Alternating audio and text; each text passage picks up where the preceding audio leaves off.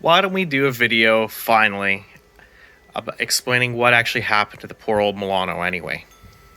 Since nobody really knows what happens, why it's broken down after all that work in the previous videos, why is it broken, Anyway, let's just say I was using it as my daily driver last summer. It was going awesome. Was driving down the highway. The highway up by our house is high speed, going about 140 whatever kilometers an hour. I go out and pass some dickhead in the Tesla, and the revs are really going, and I'm going real fast, about 6,500 RPM, and boom, it just stops. No power, no drive. And I'm going, oh shit, what the hell happened? And I pop the clutch, try to get the engine to run. The engine spins fine. Just won't, there's just no drive. So got it towed home and found a disaster. Well, let's just have a look at the engine bay.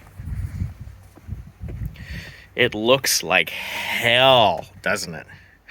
That's because it's sat all winter outside, unloved, unfortunately.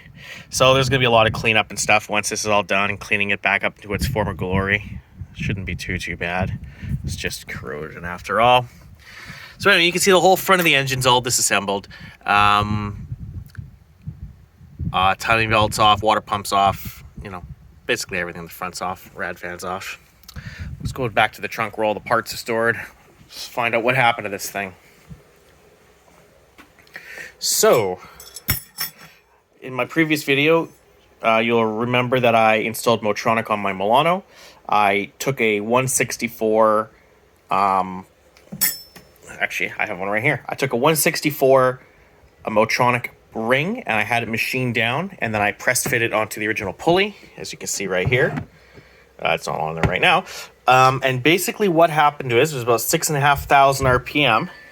This was actually shrunk fit on. So I put this, heated this up extremely hot. I think it was on our fireplace, and basically dropped it onto that, and it shrank onto the pulley in the, in the exact spot that it needs with top dead center there. You can see, you line everything up, you basically shrink it on there. And so basically it decided, that day it had enough. It was 21,000 kilometers. It had enough, and it exited the pulley.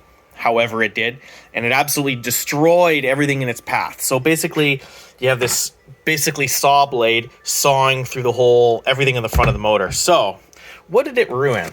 Well, that's the big one. We have my crankshaft position sensor, which got absolutely annihilated.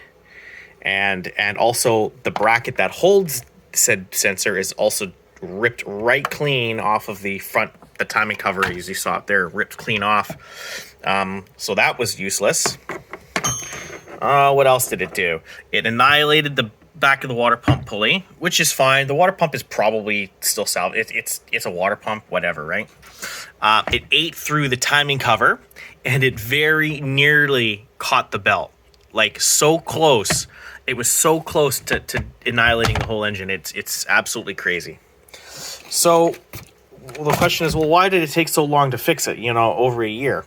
So I went down to the folks there in Nodor Performance on the mainland division, and I remember I had given the guys one of these because I had a couple spares so that they could use them in their projects. So I took this guy to a machine shop to tell them to machine it. I need this 5mm stick. That's what my spec is. And they told me that it was way too out of round. As you can see, somehow it got out of round. I don't know how, but it's way, I shouldn't say out of round, but it's not flat. So he basically said that it wouldn't machine well, and the result wouldn't be very good. And I sort of agreed with them. So basically I had to order another 164 pulley. I had to find a new one of these, which is the holder for the sensor. And then I also just got this from the United Kingdom today. Genuine Bosch parts, a new sensor. And so the sensor that I'm using is actually a well, there's the part number right there. It's actually, I think it lists for Alfa Romeo, but it also lists for like a BMW 318 IS or something like that too. So regardless, it had to come from the UK because all the North American suppliers of this part, it was all just Chinese knockoff crap. So I'd rather just pay an extra bit of money and actually get a part that's going to work for an extended period of time. And then the longest thing that the longest part was waiting for a pulley. I had to wait for on an auto wrecker to basically get a 164 before he could get me the pulley. So that took a few months for sure. And then I had this down at the machine shop. They machined it for me. They did a wonderful job. And that only took like 6 hours. So we're at the stages now where I'm going to re-shrink this onto that pulley. And this time I'm going to be fucking welding it. You can guarantee it. I do not want that to happen again. I'm going to be putting everything back together. The unfortunate thing is the timing mark on the front of the pulley. This used to have the timing mark on it. It actually got ripped clean off. It didn't wreck anything in the actual engine, but it is, you can see that it got ripped right off of here. So I've made the choice, I've made the decision not to repair that. I've just said, you know what, it can just stay like that. I don't really do the timing on this because it's all done electronically anyway. So if the top dead center mark on the pulley lines up with top dead center on the actual trigger wheel, the timing on my computer will be exactly what the timing is. So I don't really do timing the conventional way with a light anyway. But that's a little unfortunate too. So we're going to ignore that happened.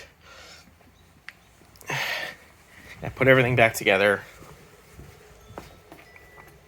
Hopefully the next little while here. And I'll have my Milano back working again. That's the goal anyway. Oh yeah, I also got one of these. It's a power steering reservoir. So as we know, here at Noto Performance, we're absolute haters of Euro parts. And that reservoir that I retrofitted on there was a Euro parts reservoir. It's a brand new part. And you know what? It's just disgusting. Like, it's always leaked. And it always has this film of crap on it. And I'm finally sick and tired of it. It just makes a mess of it. Like, it even leaks. Like, it's just disgusting. It pisses me off. And so scrapping that stupid part and putting on a proper part. Hopefully this Vico one is a little better. Who knows? It's probably, yeah, of course it's made in China anyway. But, you know, the hope is that, yeah, who knows? It's probably the same freaking part, just with a different brand on it. But yeah, if that doesn't work, then I'm just going to go to the BMW dealership and buy a genuine BMW reservoir, because this is what this is for. It's just for an E30, and it was like a good looking reservoir, and I kind of liked it, so I chose to use it. So yeah, if any of these aftermarket parts don't give me a good result, I'm just going to go to the BMW dealership and buy a genuine part.